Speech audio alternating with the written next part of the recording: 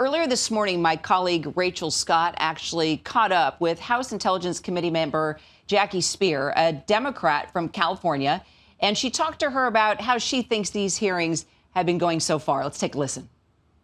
Congresswoman, I really appreciate your time. I know we were just talking about how much sleep we haven't gotten. Any of us have gotten on the Hill here. I want to talk a little bit by starting about the charges against the president. There's been a lot of talk. You have talked about bribery, obstruction of justice, abuse of power. What would the articles of impeachment be if the Democrats move towards that? Well, actually, it's premature to say that. That's really the job of the Judiciary Committee. We on the Intelligence Committee were charged with what we call fact-finding. So we are laying out the facts to the Judiciary Committee and the American people. And I would say that elements of a bribery charge are probably there. Clearly, obstruction of Congress is there. We haven't gotten one shred of evidence, one document from the White House or the State Department in this effort to look at whether or not there was abuse of power by the president. 11 hours of testimony yesterday. What questions do you still have this morning? So we were going to hear from Dr. Fiona Hill this morning, who is a long-term career professional who has worked mostly in Republican administrations. I want to ask her, how abnormal is this? We have got to recognize that we are really at the edge right now in this country in terms of how we are engaging with foreign countries.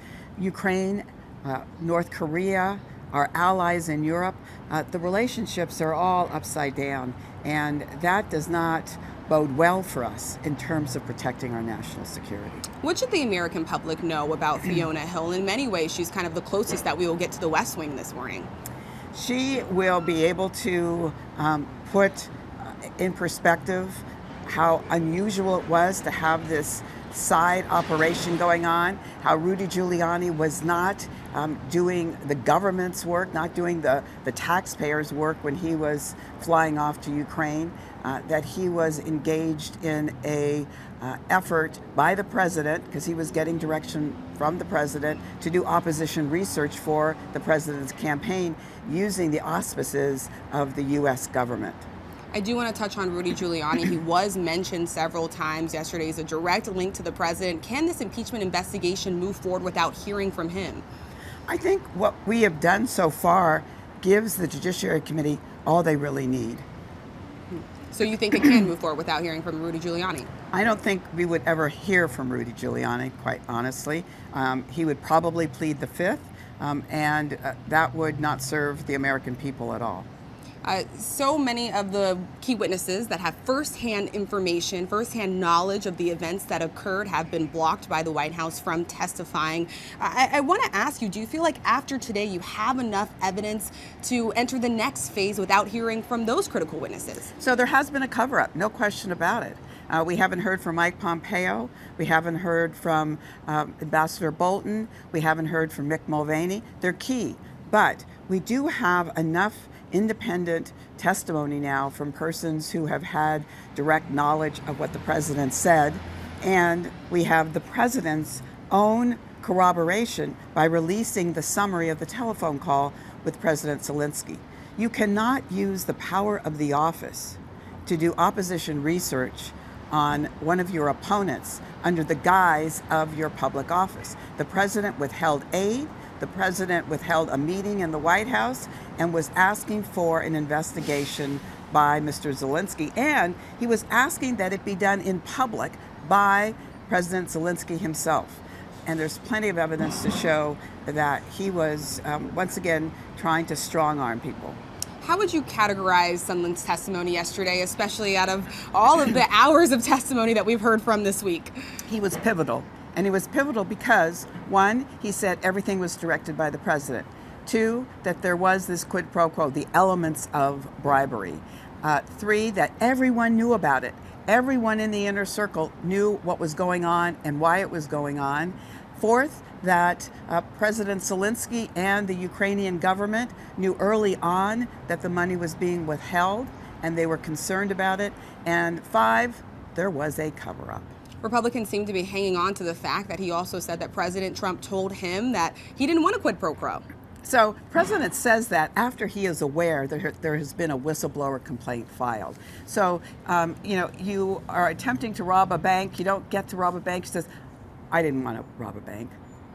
I want to talk to you before you go. Last question here about the timeline. What can we expect to see heading forward? Is this going to be the last that we see of the public hearings? What can the American public expect? So the American public will have the opportunity to hear from constitutional scholars, I believe, once it moves into the Judiciary Committee phase, maybe additional witnesses, and then there will be a decision made whether or not articles of impeachment should be crafted and whether they should be voted on in committee and then transferred to the House for a vote on the House floor.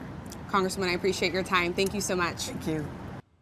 And Rachel now joining me live from Capitol Hill. Good morning, Rachel. Beautiful day there in Washington, D.C. Good morning to you, Kara. Yeah, I'm trying to stay warm out here. All right. Well, look, just listening to your interview, it seems that Republicans are putting on a pretty brave front here. But as you know, and I know, as we talk to our sources within the White House within the past week, I'm being told that they're pretty nervous about the testimony they've heard so far, specifically yesterday. What are you hearing from Republicans? What are you hearing out of the White House? I mean, you've been on the Trump beat now for months. Yeah, well, Kara, it's certainly interesting, right? You heard the Congresswoman there Democrats are calling Sondland's testimony yesterday pivotal and crucial. But Republicans are arguing here out of the approximately 6 hours that we heard from Sondland today. They say all you need to know is this key fact right here, that Sondland said that President Trump told him that he did not want a quid pro quo. In fact, that he wanted Zelensky to do the right thing. And so Republicans and the Trump defenders are arguing that that's all you need to know from yesterday's testimony. Of course, Democrats widely disagree with that. They think that his testimony from yesterday only pushes their defense forward here. But President Trump is trying to hold the line here. We know our Jonathan Karl is reporting that the president will have lunch today with 10 Republican senators. It's about the 5th time since Nancy Pelosi, the House Speaker, announced that she'd be moving forward with these public hearings, that he will be meeting with senators. And the president, of course, is weighing in as he always does. He's taking to Twitter this morning. He said never in his wildest dreams did he think that his name would be associated with the ugly word of impeachment.